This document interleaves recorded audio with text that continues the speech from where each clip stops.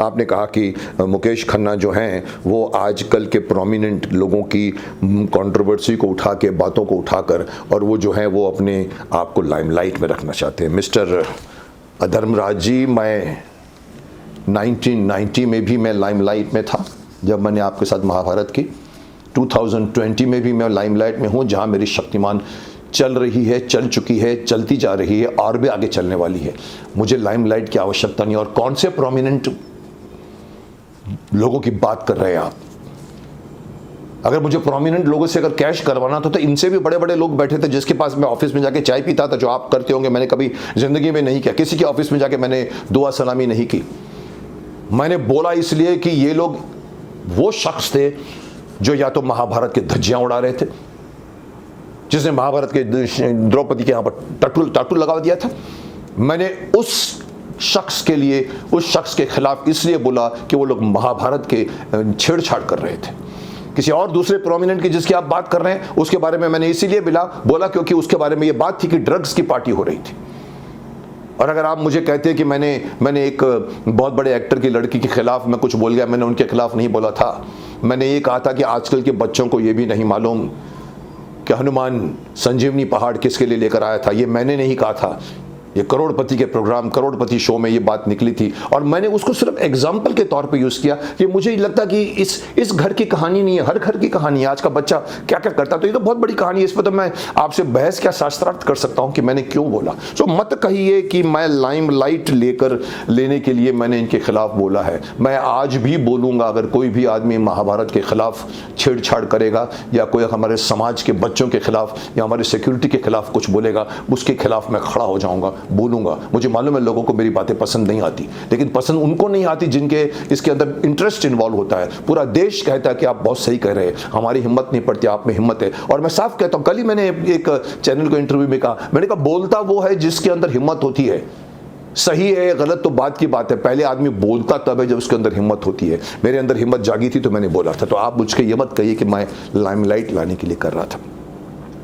एक और मैं तो कहूँगा कि एज एन एक्टर भी और एज एन इंसान भी आपने मुझे एक एमेच्योरिश स्टेटमेंट दिया है। आप एक्टर हैं, आप फिल्म इंडस्ट्री से जुड़े हुए हैं। मैं अगर कहता हूँ मैं 40 साल से हूँ तो इसका मतलब आप भी 30-40 साल से जुड़े हुए हैं। आपको फिल्मों का ज्ञान है और आप कहते हो सडनली इस बात को लेकर मेरी पकड़ लिया आपने कि वल्गर है ये शो। तो आपने कहा था कि देखो कोई भी फिल्म वल्गर नहीं होती, कोई भी फिल्म गुड होती है, बैड होती है, या हिट होती है या फ्लॉप होती है। अरे साहब, पोर्नो फिल्म हो या अश्लील फिल्म हो, उसको आप किस कैटेगरी में डालोगे? आप ये कहोगे कि अच्छी है कि बुरी है, या हिट है कि फ्लॉप है? नहीं साहब, उसके लिए XXX लिखना पड़ता है। वो उसकी रेटिंग अलग होती है। उसको वल्गर ही कहना पड़ता है, अश्लील ही कहना पड़ता है। वो इस कैटेगरी में नहीं आता क्योंकि वो नॉर्मल फिल्म नहीं है, वो एबनॉर्मल फिल्म है। जो वही देखते हैं जो एबनॉर्मल होते हैं और जो अगर हमारे देश के बच्चों के माइंड पे इफेक्ट करते हैं। तो अगर मैंने कहा कि ये शो अश्लील है, असभ्य है, तो मैंने कोई गलत नहीं कहा। आज भी मैं अपनी बात से टिका हुआ हूं। जिस तरह से मर्द औरतों के कपड़े पहनकर आके बोलती है, ए मैं तेरे पास बैठ सकती है क्या, और आप उसको कंपेयर करते। अर्जुन ने कहा था, अरे अर्जुन ने नाचा था अपनी शाप की वजह से, 1 साल की अज्ञातवास की वजह से, और वो उत्तरा को डांस सिखा रहा था, योद्धा बन के नाचा था वो। और उसने कभी इस तरह की हरकतें नहीं की जो आप करते हैं। मर्द भी डांस करते हैं, हमारे गोपी कृष्ण जी को भी देखिए, इतना अच्छा डांस करते हैं। आपने कहा कि आपने वो शो छोड़ के क्यों नहीं चला गया, आप गोपी कृष्ण जी के शो पे चले नहीं जाते, क्योंकि महाभारत, माफ करना, मुझको जितना ज्ञान महाभारत का आपको नहीं है। अर्जुन ने जो कुछ भी किया था वो करना था। उसके व्यास मुनि के महाभारत में वो बहुत महत्वपूर्ण 1 साल, इसको विराट पर्व कहते हैं, विराट पर्व, जहां पर आपको बनना पड़ा था। वो राजा के साथ बैठकर आप पासा खेलते रहते हो। युधिष्ठिर को उसका पासा खेलने वाला बनाया था, भीम को रसोईया बना दिया गया था, नकुल सहदेव अश्व संभालते थे, अर्जुन को बिरहन्नला बनना पड़ा था, रूपा गांगुली को हमारी जो द्रौपदी को जो है दासी बनना पड़ा था। तो ये इसलिए था, ये वल्गर नहीं थे। यहाँ जो कुछ होता है वो वल्गर है। और आप कहोगे कि भी इसके अंदर वल्गैरिटी नहीं, आपको एंजॉय करना चाहिए, है करना चाहिए। सब कॉमेडी सिचुएशनल होती है। हमारे यहाँ पर कॉमेडी क्या होती है, आप मोटा दिखा दो, आप गंजा दिखा दो, आप काना दिखा दो, आप आकार, वजन, और कभी कभी तो फॉरेन कंट्री में भी कहते हैं रेसिज्म, कलर के ऊपर आप लोग कॉमेडी बना देते हो। कॉमेडी ये नहीं होती, कॉमेडी वो होती जो चलती का नाम गाड़ी फिल्म थी एक। देखिएगा उसको, आप जितनी बार देखोगे आपको हंसी आएगी, हर 2 मिनट के बाद आपको हंसी आएगी। किशोर कुमार, अनूप कुमार और अशोक जी, तीनों भाइयों ने जो, और मधुबाला के साथ के बिल की जो कहानी बनी थी वो सिचुएशनल कॉमेडी थी, उसको कॉमेडी बोलते हैं। आजकल की कॉमेडी का स्तर इतना गिर गया है कि आपको हंसने के लिए बीच में एक सिंहासन रखना पड़ता है जिसके अंदर आदमी बैठकर हंसता रहता है। उनको कहा जाता है कि आप हंसते रहिए, आपको पैसे मिलेंगे, हंसी नहीं भी है तो भी हंसो आप। ये बात मैं पिछली बार भी अपनी वीडियो में कह चुका हूं। तो मत कहिए कि मैंने ये बात कही है, मैं ये बात इसलिए नहीं कही थी मैंने, और ये बात वल्गर है, वल्गर फिल्म थी तो वल्गर है, और वो वल्गर शो है तो वल्गर शो है। वो हमारे देश के लोगों को आज मेरी बात का सब समर्थन कर रहे हैं। आप मेरे वीडियो के कंटेंट्स में, कमेंट्स में जाइए, आपको मालूम पड़ेगा कि लोग क्या बोल रहे हैं उसके बारे में। So let us not talk. और मुझे तो हैरानी है कि आप क्यों बोले आप तो सिर्फ एक पैसेंजर थे, उस गाड़ी में सवार हो गए थे। ये पूरी महाभारत की यूनिट उस वक्त को इन्वाइटेड थी। आपने तो मुझ पे भी तंज कसा कि मुकेश खन्ना को तो अंगूर भी नहीं मिले। अरे छोड़िए, मुझे इनविटेशन का क्या करना है, मुझे इनविटेशन मिलता या ना मिलता, मैं तो ना करने को पहले ही 1 महीने पहले बोल चुका था। आप लोगों को क्या लगा कि आप लोग उस शो में आए तो आप सिर्फ उसमें वहां पर इनवाइटेड गेस्ट थे और आपने अपनी अपनी कहानियां सुनाई, महाभारत की जोक सुनाए, महाभारत के संस्मरण सुनाए आपने। आप उस शो के प्रोड्यूसर नहीं थे। जिस तरह से आपने मैं बात कर रहा था कपिल शो के बारे में, मैं बात कर रहा हूं कि इस शो में कितनी वल्गैरिटी होती है। इस शो को इसमें लोगों को, अरुण गोविल जैसे राम कैरेक्टर को पूछा जाता है कि आप भी वीआईपी अंडरवेयर पहनते हो। मुझे उस बातों पर जब मैं कटाक्ष कर रहा था, मैं बोल रहा था, आप यहां से बोल पड़े। आप प्रोड्यूसर नहीं है इसके। बोलना था तो कपिल शर्मा जी को बोलना था या उनके प्रोड्यूसर को बोलना था। तो मुझे हैरानी है कि आपका ना लेना ना देना, आपने मेरी बात को पकड़ लिया और चढ़ गए मेरे ऊपर। मैं तो आप पे भी आरोप लगा सकता हूं कि आप मेरे गरम तवे पे आप अपनी रोटियां सेक रहे थे। आप कहते हैं जैसे लाइमलाइट मैं लेता हूं उनका नाम लेकर, आपने मेरे इस कंट्रोवर्सी में भिजकर आपने क्या अपनी लाइमलाइट बढ़ाई है। लोग ये भी मुझे कह रहे हैं, सर आप क्यों बात कर रहे हैं उनसे। तो आपका कुछ लेना नहीं देना था, पर मुझे ऐसा लगा पैशनेट आपने उसकी बहुत डिफेंस किया उसको। और इसके साथ में आपने जोड़ दिया एक और चीज को कि मुकेश खन्ना को क्यों नहीं बुलाया गया था, क्योंकि आपने बड़े दावे के साथ कहा कि सर्वे किया जाता है शो की तरफ से, मालूम किया जाता है कि किसका सेंस ऑफ ह्यूमर है, किसका सेंस ऑफ ह्यूमर नहीं है। जिसका सेंस ऑफ ह्यूमर है उसको बुलाओ, जिसका सेंस ऑफ ह्यूमर है उसको नहीं बुलाओ। अरे माफ करना, प्रूव कर दो इस सर्वे को, मैं इंडस्ट्री छोड़ दूंगा। प्रूव कर दो कि ये शो वाले ऐसे सर्वे करते हैं और फिर बुलाते हैं। क्रिकेटर्स अगर 6 आ रहे होते हैं तो चेक करते हैं इस क्रिकेटर को किसको मजाकिया सेंस है, नहीं है उसको हटाओ।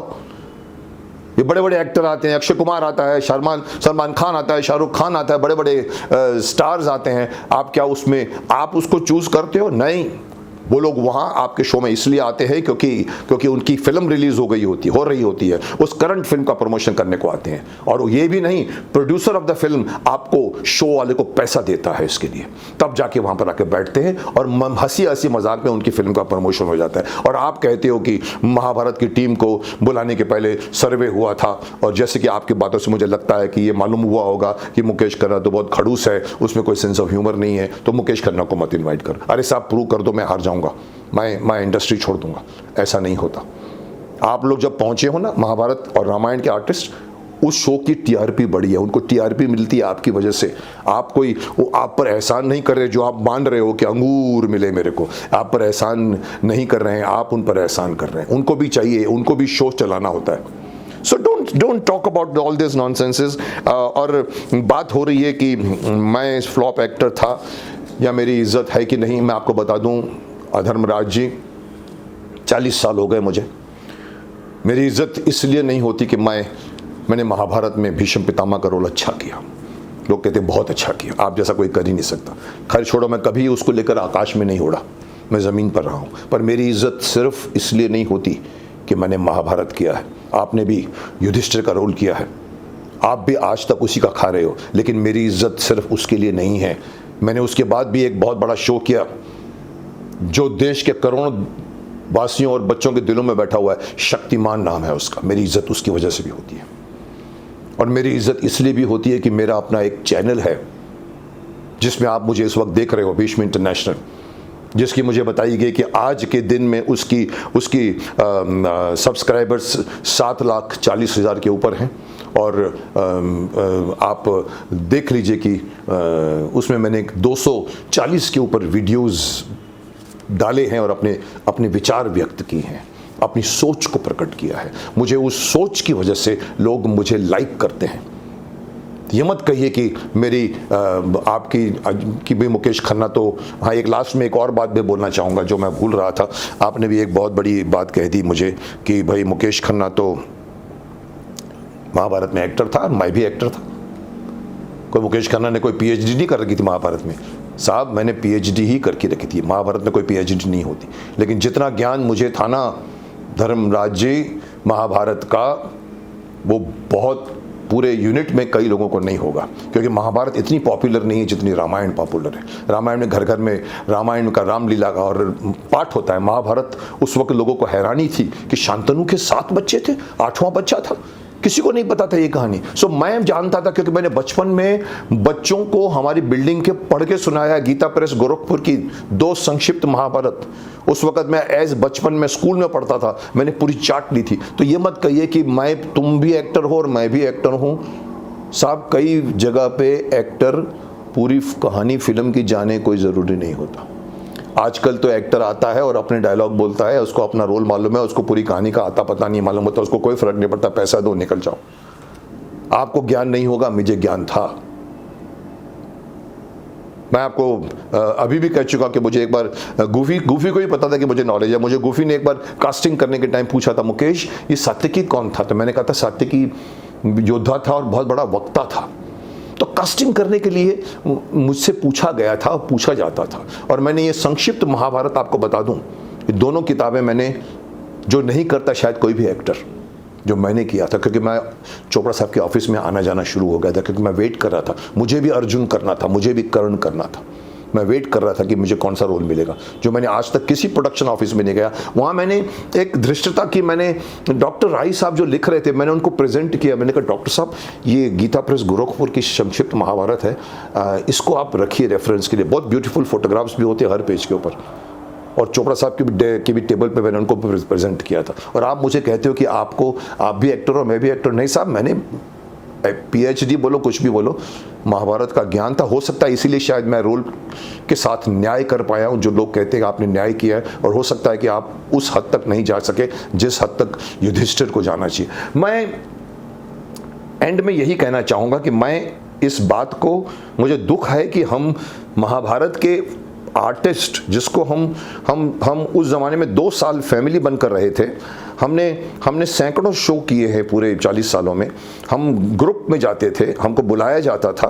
एक कोई भी आदमी अपना ऑर्गेनाइज़र का, चाहे वो दुनिया भर के, चाहे परतवाड़ा से लेकर हम आसाम के गुवाहाटी से लेकर, हम लोग जम्मू से लेकर, हम लोग नागपुर से लेकर गुजरात तक घूमे थे, साथ में जाते थे, फैमिली थी। तो मुझे दुख है कि हम आज, हमारा एक फैमिली मेंबर मेरे खिलाफ बोल रहा है। हम लोग अपनी एक फैमिली की बात को, इसलिए मुझे खुशी नहीं है कि मैं आपके खिलाफ क्यों बोल रहा हूँ, लेकिन मैं इसलिए बोल रहा हूँ कि आपने पहला तीर आपने चलाया है। और मैं वो भीष्म पितामह नहीं हूँ जो तीरों की बाणों की शैया पर लेट जाऊँ। मुझे अच्छा नहीं लगा इसलिए मैं बोला, लेकिन मुझे खुशी नहीं है कि मैं बोला, क्योंकि हमने अपनी सारी बातें पब्लिक के सामने, जैसे वो कहते हैं कि don't wash your clothes, family clothes in the market, हमने किया है। मुझे भी महाभारत के आर्टिस्टों ने भी मुझे फ़ोन करके बताया है, मुकेश हम सब आपका समर्थन कर रहे हैं। आज तो मैंने सुना आपके पेपर में भी नीतीश भारद्वाज श्री कृष्ण का स्टेटमेंट आया है कि हम सब ने डिस्कस करके डिसाइड किया है कि भी आपको, आपके बारे में खामखा इतना कुछ बोला जा रहा है। सो मैंने थैंक्स भी कहा है, पर मैं ये कहना चाहता हूँ जितना मुझे बोलना था मैं बोल गया, इसके आगे मैं नहीं बोलूँगा। हम इस चैप्टर को यहीं बंद कर दें तो अच्छा है। हालांकि अधर्मराज जी कह गए हैं कि अगर मुकेश खन्ना बोलेंगे तो मैं भी बोलूँगा। मत बोलिए, आप एक्सपोज्ड हो चुके हैं। मेरी एडवाइस है आपको, जो उस वक्त भी मैं भीष्म पितामह बन के युधिष्ठिर को दिया करता था, कि आप अपना धर्म जानिए और आप अपने दायरे में रहिए। So let us close this chapter. जिसको जानना था वो जान चुका है। मेरा पंगा जो है वो कपिल शर्मा शो से है, आपसे नहीं है। So don't get inside this problem between me and Kapil show. वो बुरा है तो आज भी मैं बुरा कहता हूँ। सबकी अपनी अपनी राय है, मुझे अपनी राय रखने का हक है। That's what I want to से।